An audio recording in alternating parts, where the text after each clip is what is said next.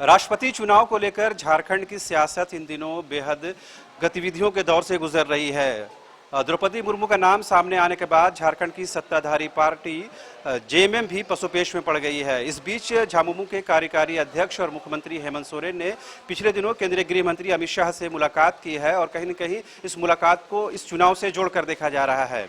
इस वक्त हमारे साथ मौजूद है रांची से बीजेपी के विधायक और पूर्व मंत्री CP Singh sir. CP Singh ji, आपने सुना होगा कि 2-3 दिन के अंदर द्रौपदी मुर्मू जी भी आ रही हैं और तमाम जो दलों से वो सहयोग मांगेगी, लेकिन इस बीच जेएमएम ने कोई पत्ता नहीं खोला है। उनके सामने क्या राजनीतिक संकट है, क्या धर्म संकट है? देखिए, जेएमएम के पास क्या राजनीतिक संकट है, धर्म संकट है, तो वो जाने। हमारे आदरणीय द्रौपदी मुर्मू जी कल ही आ रही है, ऐसी मुझे सूचना है। स्वाभाविक है कि जो भी उम्मीदवार होता है वो अपने दल के साथ साथ दूसरे दल के लोगों से भी समर्थन मांगता है या मांगती है। तो द्रौपदी मुर्मू जी भी मांग रही हैं, मांगेंगे तो कोई आश्चर्य की बात तो है नहीं। जहाँ तक सवाल है जेएमएम का, तो पेशों पेश ये हो सकता है कि गठबंधन ठगबंधन है, जिसमें कांग्रेस भी है और राजद भी है। अब वो सोच रहे होंगे कि यदि द्रौपदी मुर्मू जी को समर्थन देंगे तो हमारा गठबंधन टूट सकता है। लेकिन मैं दावे के साथ कहता हूँ, ये जेएमएम के विधायक या जेएमएम निर्णय लेती है कि राष्ट्र हित में आदरणीय द्रौपदी मुर्मू जी को समर्थन करेंगे, ये गठबंधन टूटने वाला नहीं है। क्योंकि कांग्रेस को एक तो महाराष्ट्र सरकार चली गई, अब ये सरकार भी वो खोना नहीं चाहेगी, इसलिए हार मानकर इस गठबंधन के साथ रहना कांग्रेस की मजबूरी है। सवाल यही है ना कि जब 25 जून को बैठक हुई जिसमें तमाम विधायक और सांसद शामिल हुए, उसके बाद मुख्यमंत्री जाते हैं, केंद्रीय गृह मंत्री से मिलते हैं, लेकिन इस बीच से लेकर आज तक अब तक पार्टी अगर कोई डिसीजन नहीं ले रही है, तो यानी पार्टी कहीं ना कहीं राजनीतिक मोल भाव कर रही है। नहीं, पार्टी क्या राजनीतिक मोल भाव करेगी भाई? जेएमएम को देना है, जेएमएम के नेतृत्व में सरकार है।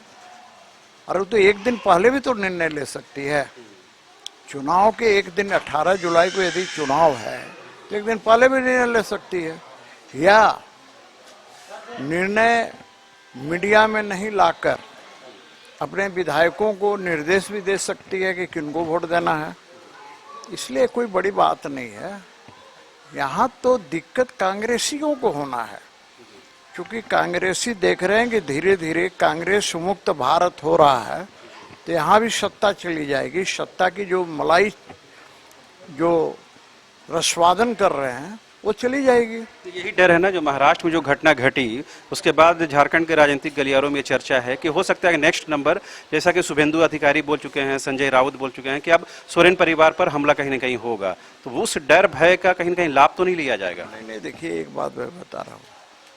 मान लीजिए आपका घर ही टूट जाएगा, कोई क्या करेगा? भारतीय जनता पार्टी तो इसके पीछे कहीं नहीं है ना। तो कल क्या होगा ये कोई नहीं जानता है, हम अटकल नहीं लगा सकते हैं। इसलिए अभी समय है 18 जुलाई में, देखिए आगे आगे होता है क्या। आखिरी सवाल, तेलंगाना में अगले साल विधानसभा चुनाव होना है, उससे पहले हैदराबाद में आज प्रधानमंत्री भी है, तमाम जो बीजेपी के बड़े नेता हैं, केसीआर जो वहाँ के मुख्यमंत्री हैं, वो सीधे सीधे प्रधानमंत्री नरेंद्र मोदी का नाम लेकर कहते हैं कि उनके नेतृत्व में जो सरकार चल रही है वो लोकतंत्र की हत्या कर रही है। आज उनके तमाम सवालों को जो जनता उठा रही है, उन सवालों का जवाब देना चाहिए। आप देखिए, केसीआर क्या बोलते हैं? केसीआर को डर है कि तेलंगाना में भी कहीं भाजपा की सरकार न बन जाए, इसलिए वो परेशान है। और उनकी बौखलाहट में भी ऐसी बातें निकल रही है।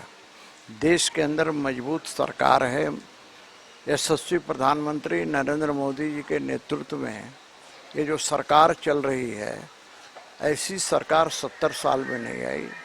यह सरकार देश को प्रगति के पथ पर ले जा रही है, मजबूत बना रही है और विश्व गुरु बनने की दिशा में बढ़ रही है। तो स्वाभाविक है ऐसे लोगों को छटपटाहट होगी, तिलमिलाहट होगी। अब केसीआर क्या कहते हैं नहीं कहते हैं, कहावत है ना कि सूर्य को दीपक दिखाने जैसा हो गया। अरे भाई सूर्य कहाँ सूर्य और कहाँ दीपक की तरह केसीआर, कोई तुलना है क्या? तो बीजेपी के विधायक सीपी सिंह ने जो कहा उसकी माने तो अगर जेएमएम द्रौपदी मुर्मू को समर्थन देने के लिए तैयार होती है तो कांग्रेस गठबंधन सरकार की सेहत पर कोई असर नहीं पड़ेगा, क्योंकि महाराष्ट्र में सत्ता निकलने के बाद कांग्रेस किसी भी सूरत में ये नहीं चाहेगी कि झारखंड की सत्ता भी उसके हाथ से निकल जाए। लिहाजा इसका खामियाजा कहीं न कहीं 2024 के लोकसभा चुनाव पर पड़ सकता है। कैमरा पर्सन संजय के साथ रांची से न्यूज़ बाइस्कोप के लिए शहनवाज।